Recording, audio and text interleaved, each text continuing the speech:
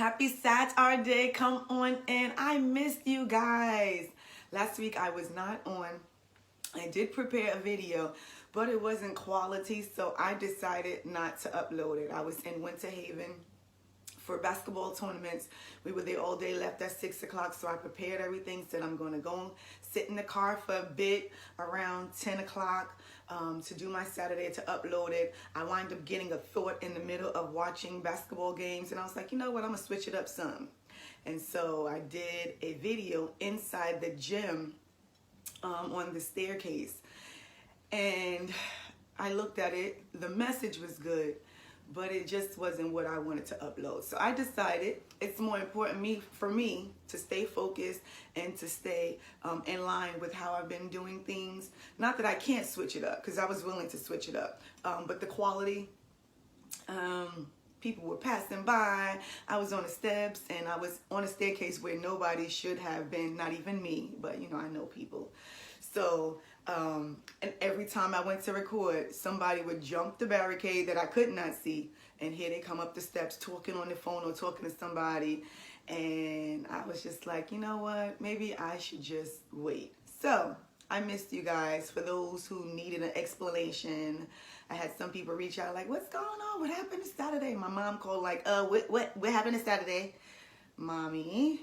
And so I shared with her. So I'm letting you guys in on why I wasn't on last week, but I'm on this week, and I'm excited to be on with the thoughts of today. The thought of today is get your affairs in order. It's time to cross over.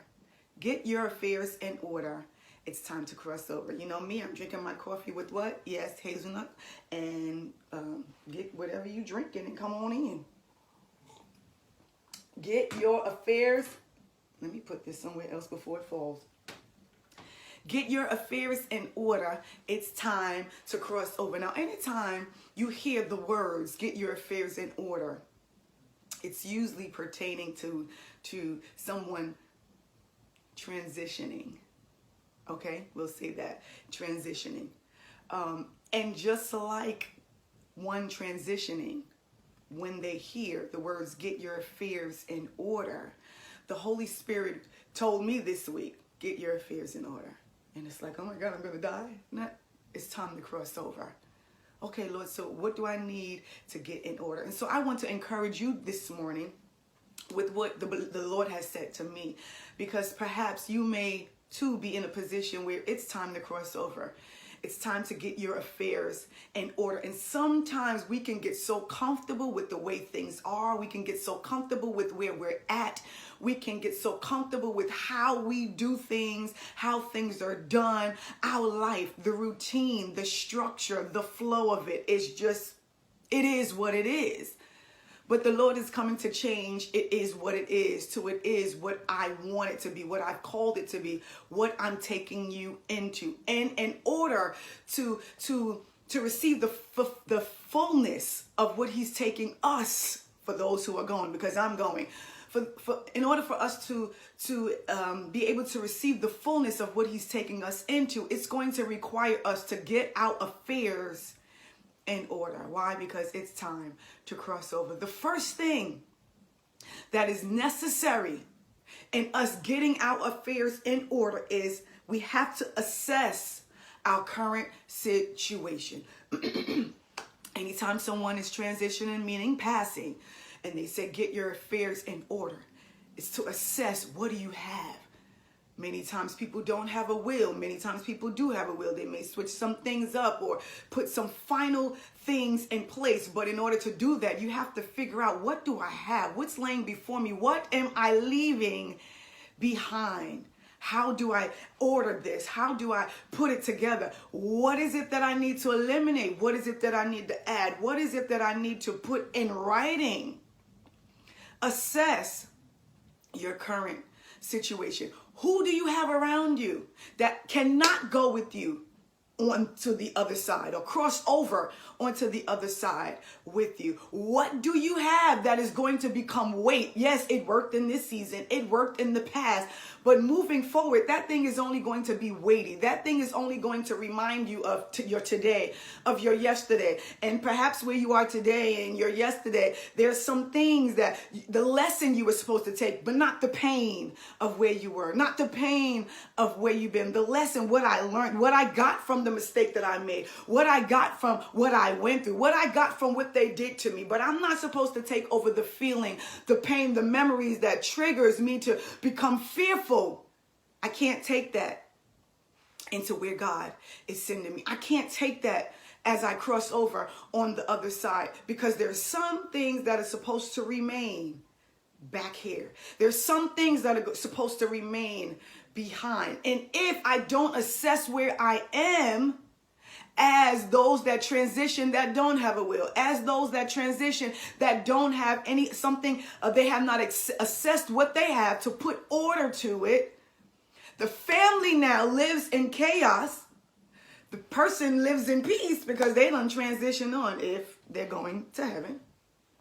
But now the family's scrambling. Well, I want this. I want that. Well, no, you ain't supposed to. Well, she told me I'm going to get this. Well, he told me that he was leaving this for me. Well, he told me the same thing. So now we're fighting. Now there's chaos because the person didn't assess their current situation, knowing. Now, some people don't know. Well, this is what a will is for. A will is for in the event, in the case that something happens, that you have things in structure, in order, and written out for the family, for those who you leave behind to carry on with, so that there is an order, right? Many times people don't have the opportunity to know, wow, I'm about to transition. This is going to be my last day on earth. But for those who are given that warning, get your affairs in order. What it's doing is giving you time. It's making you aware to know that something is about to happen. You're about to transition, and you need to get what is right now in order so that when you leave, well, you don't have to worry about it, which they don't.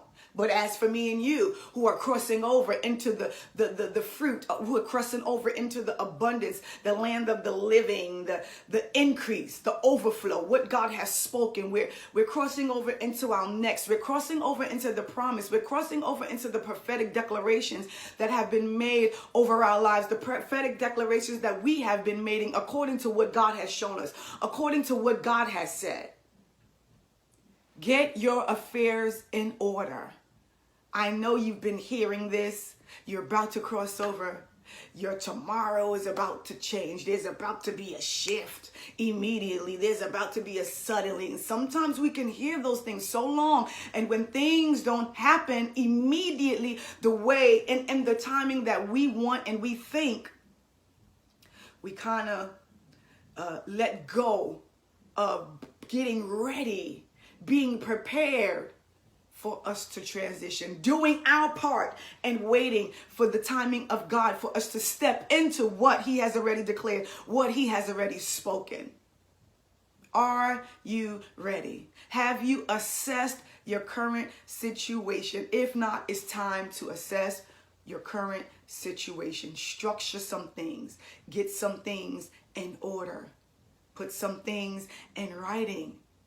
Have an understanding and be aware of what can't go with you, what can't cross over, what is not necessary, what is no longer valid, what was never valid. Some of us have been holding on to things that we think have made us, things that have helped us, but we've kind of formed an identity in that thing that to the point that when it's time to cross over, we think we need to have that thing in order to continue to move forward in what God has said. God does not need anything but your obedience. He doesn't need a title that you had, where you were, where you are. He doesn't need your social, economic status, your financial status, your location. He does not need any of that in order for you to do what it is that he has called, that he has prepared, that he has set up for you to do. He just needs your obedience. The second thing that's going to be important in order for us to cross over, excuse me, my allergies is like all over the place today. We have to align what's necessary. What's working?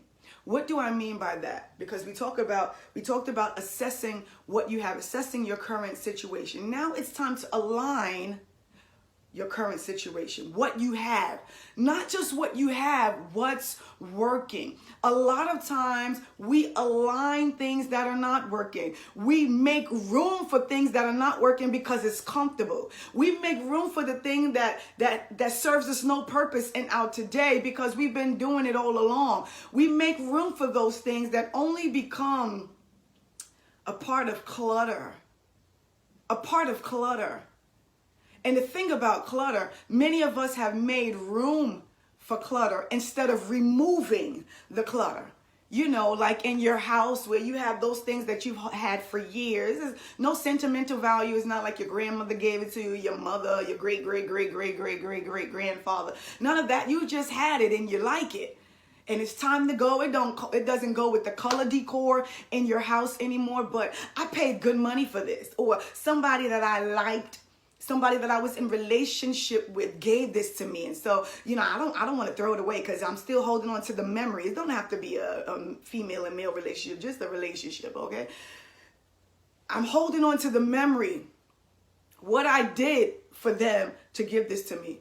Where we were in relationship, how we used to hang out and how, oh my goodness. And, you know, now they've transitioned. And this is the one thing that reminds me of them. So yes, it's a purple couch and my walls are green and my furniture is gold with I don't know, with the accent or whatever, black accent. And I know it's purple, but it doesn't fit. But you know what? I'm just gonna stage it. I'm going to stage it to make it work, even though it does not fit. And now it becomes clutter. Instead of removing that, to empty out that space so it looks open. Or removing that to make space for something else that could fit in there that goes now with the decor. And many of us are holding on. We're staging that one thing. We're staging that one thing, whatever it is, whoever it is. We're staging it to fit. We're making it work. We're making it work. I'm not ready to get rid of this thing. And it doesn't match who I am today. It doesn't match where I know God has called me to, where he said, where I even see myself going. It doesn't match, but you know what? A Band-Aid ain't never gonna hurt. You know, we know how to make a Band-Aid look cute. The Band-Aid, you know, on your nails. Okay, let's talk about ladies. When you get your nails done and you got that one nail that breaks and you're walking around with the Band-Aid. If you got your nails done yesterday and you got the Band-Aid on today, no matter how cute that color or the design is on your nails, there's something about that Band-Aid that's just like, oh, girl, go get the nail fixed so you can be 10-finger cute. I almost said 12 fingers. Who got 12 fingers? Well, I know some people got the little stumps or little finger, whatever. So you could be 10 fingers cute and not 9 fingers cute with a Band-Aid. Because no matter how cute all of these are, there's something about that one that just stands out. And it doesn't look cute. And we've gotten to a place where we're going to force it to fit. I'm going to make it work because it means something to me. But what does it mean to God?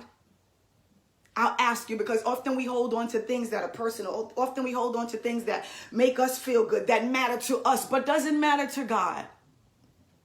Is that thing worthy enough to go and cross over with you where God is not calling for that thing to? Do you find it worthy enough? Or do you know that you are worthy to go? And whatever you need, if God doesn't allow you to take it, he will supply it in your next. He will supply it when you cross over. He will supply it as you go. And oftentimes, it's much greater than what we understand, what we see, what we think at the moment. A lot of times we'll hold on to what we have now because it's like, man, this thing is great.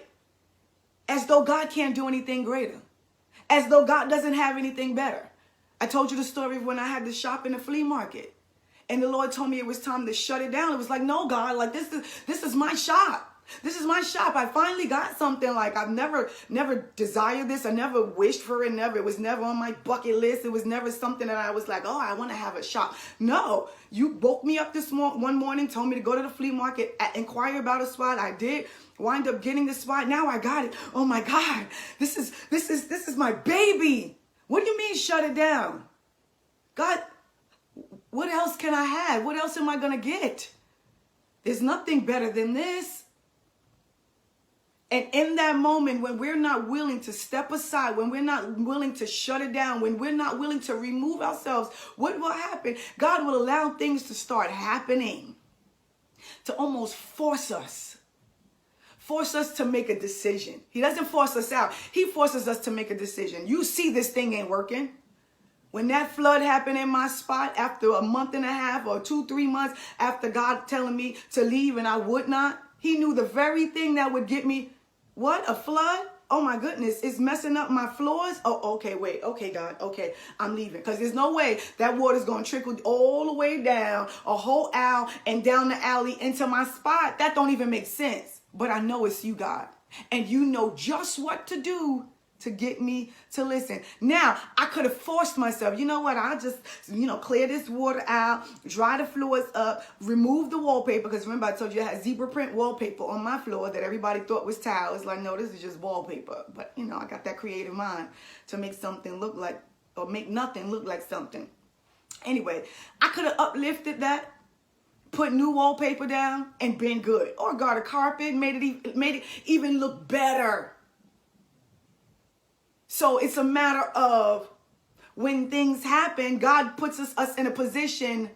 He forces us to make a decision, not forces us to do what he said, because that's just not the type of God he is. He's looking for a willing soul, a willing vessel, a willing heart. But now I'm gonna cause some things to happen, because I really want you to cross over into what I have for you. I really want you to step into the fullness of what I designed you for. I really want you to get a taste of this goodness, a taste of the fruit that you've never tasted before. Yeah, I know apples and oranges is good, but this fruit, you ain't never tasted. You ain't even heard of it. You never even heard of it. The only way you're going to get it is if you're willing to leave behind what doesn't work any longer.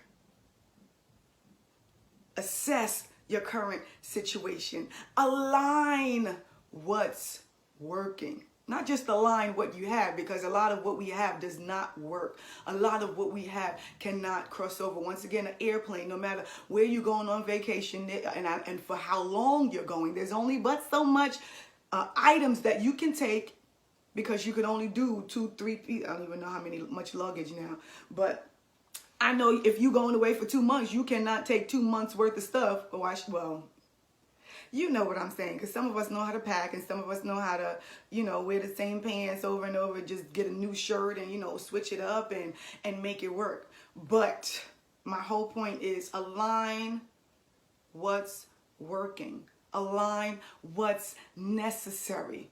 We're not making room with clutter. We're making room with what is necessary, that's going to add to us, that is needed, that's not going to weigh us down, that's not going to hold us down as we cross over.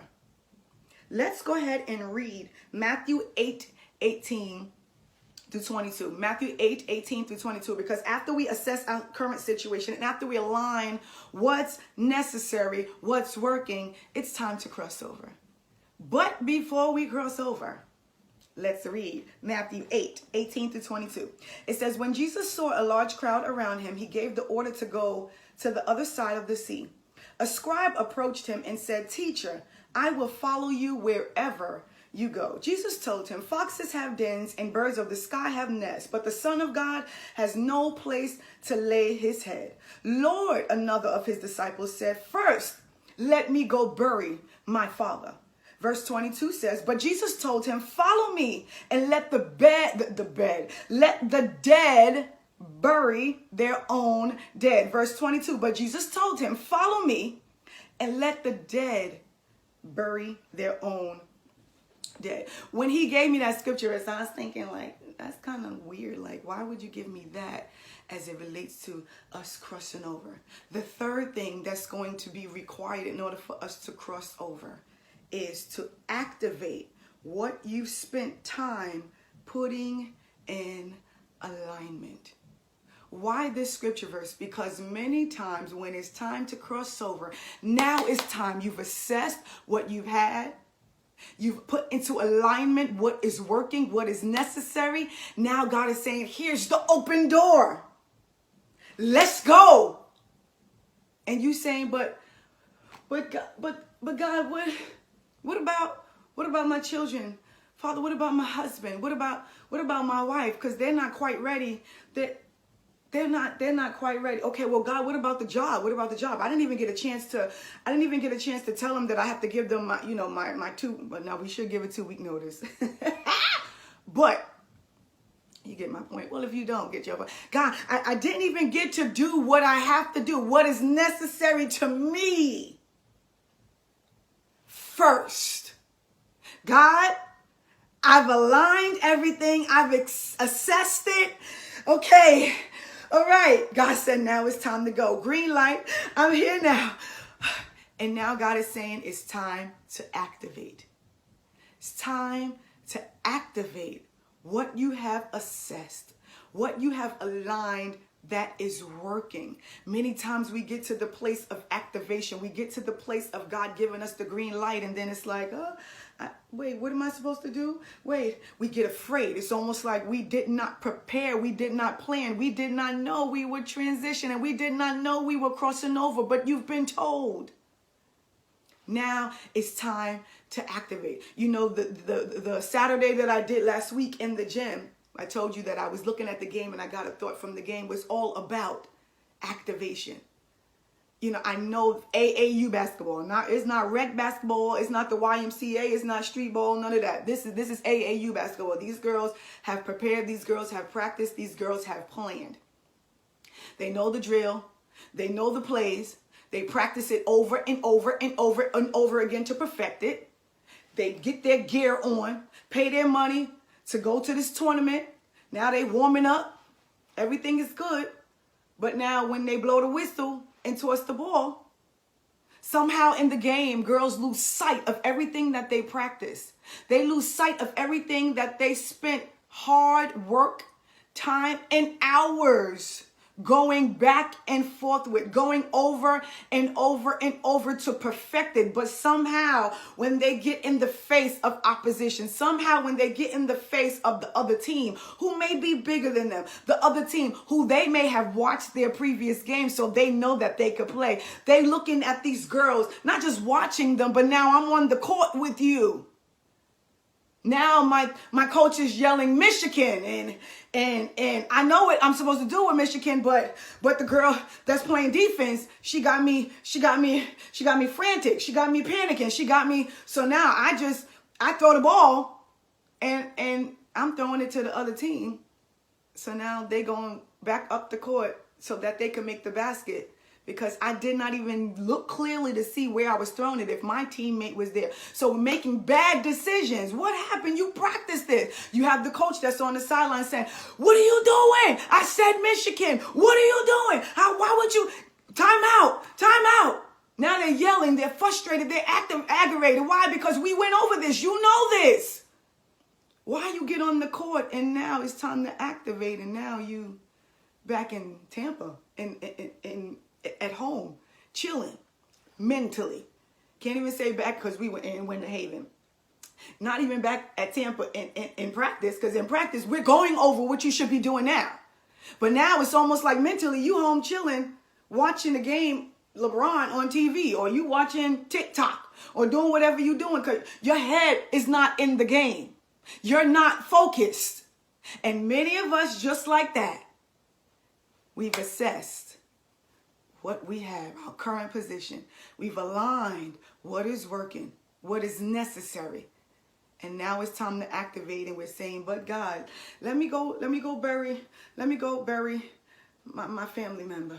God, okay, God, I'm ready, but let me go warn my husband one more time. Let me go warn my daughter one more time. Let me go tell my children one more time. God, give me 1 second, God. I have something that's more important.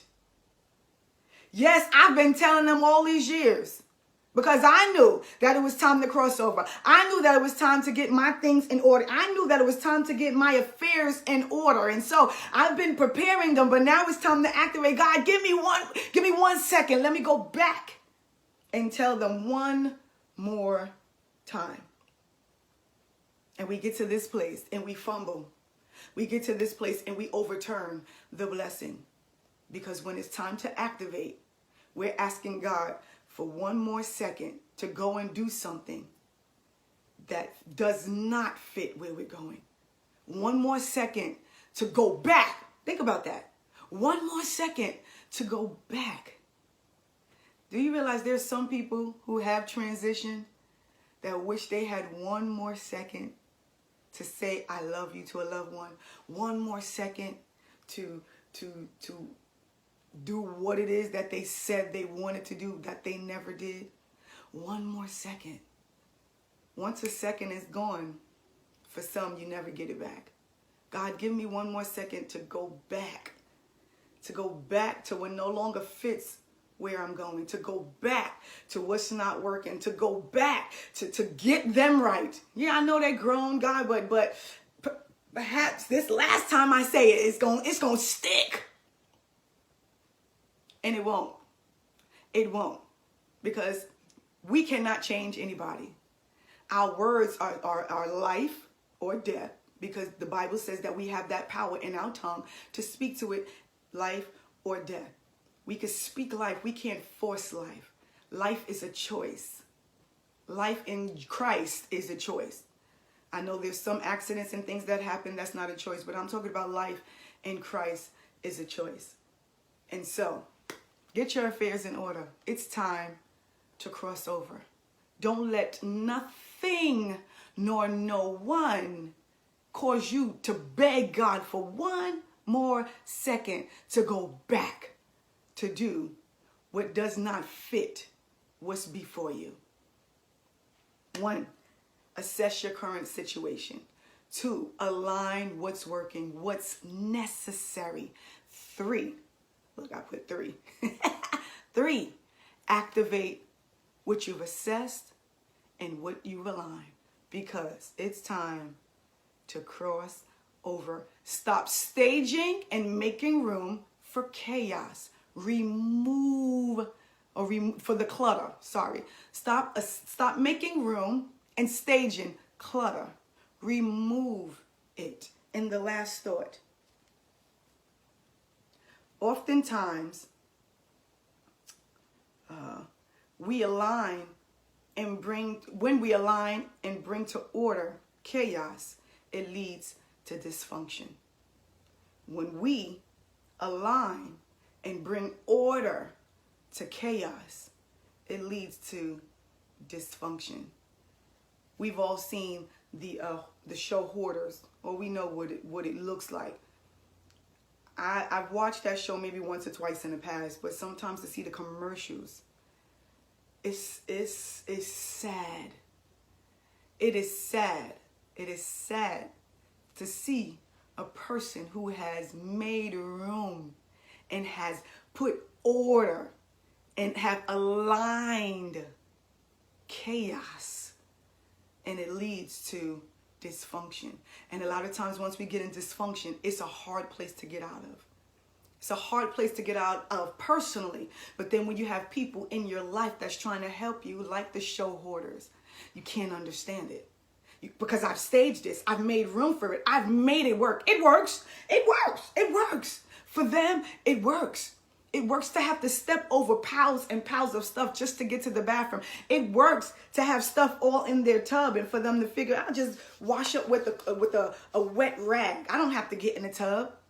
I know the tub was designed for me to get into, but I've made other priorities for the tub. I've made space in the tub for other things. So now I can't even walk and step into the thing I need to step into to get clean. So I'll just rearrange things and make it work a different way. Where God has taken us, where God has set up for us as we cross over, we don't have to make way for anything. He's already prepared the way. He just is looking for your obedience. He's looking for your obedience. He's looking for your obedience. So assess your current situation. Figure out what you have, what is needed, what is not needed, what you need to let go of. Don't make the mistake of thinking, you know what, this one thing, Achan, this one thing, you know, it ain't gonna hurt nobody. This one thing, it ain't gonna kill me. This one thing, it's fine. It's not fine. Because if God did not design it to go into your next, it will not only, illuminate. It will magnify itself and become the source thumb that sticks out. Because as small as it was, as you become bigger, that thing becomes bigger. It doesn't stay the same size. It becomes bigger. And before you know it, it will become bigger than you to where now that thing is seen. Ask all these preachers and leaders that are getting exposed. They had this little thing. I just got a little affair. You know, I just see her every now and then. I just see him every now and then. It ain't no big thing. I still live with my wife. I pay my bills. You know, I treat her right. My husband's good. You know what I'm saying? I cook for him. I clean, make sure the house is good. So this side thing is small. Don't nobody know about it. Now you get elevated. Now you get well known. Now you in the face and the eyes and on the camera before the people. Now you're a household name. And now that side thing that was small, because you just ain't showing them enough attention, I got to come out and say something. Because what? Because you hurt me. Because you didn't do, now that thing tries to take control over you. But she'll say, you know what? If you don't do X, Y, and Z, I'm going to tell everybody that we dating. I'm going to tell everybody we messing around. So then that minister has to think, well, do I do what she want to do to keep her quiet? Or do I keep living my life? I ain't going to give you what you want. There's a price to pay. Because now you don't give me what I want. Now I'm going to do a Facebook Live and show you receipts and show you pictures. Now the man and woman of God is exposed. Now the church is. Now the family is. Now. So don't think because that thing is small, it won't be seen. Don't think because it's small, it won't be recognized. Don't think because it's small, it won't do anything. Cancer sometimes starts out small. But when it's untreated and left, attention is not paid to it in some cases. Sometimes it spreads. And then it gets to a point where there's so much. It spreads so much. There's really nothing we can do about it. And so it's time to cross over. Get your affairs in order. That's our Saturday. You can worry about what's behind if you want to. I'm going over. I've assessed. I'm assessing. I'm aligning, putting in order, structuring. Okay, this is good. This is not good. Okay, I need to cut this off. Okay, I need to add this. Okay, I need to come close to this. I need to draw away from this. Okay, because I don't want any baggage. I don't want any unnecessary weight to keep me from going to where God has designed, to where God has said, and to where I deserve. You deserve it. You deserve it. If you've been obedient, if you've been walking upright before him, if you are committed to your assignment and to the responsibility, to the call of your assignment, to the weight of your assignment, and to the purpose of your assignment. Many are walking in their assignments, but it's just so that I could get a big name. It's just so that I could get one thing I could get. But the purpose of your assignment is so that Jesus is seen, so that he's recognized, so that he is heard, so that you further the message of him, not your ability. If you've done all of that, there's no good thing he will withhold from those that walk upright before him. Remember the word. Hold on to the promise. It's time to cross over. Get your affairs in order. Until next Saturday, I miss you. Glad to be back with you again. Keep living, keep loving, keep laughing, keep breathing. Jesus loves you, and I do too.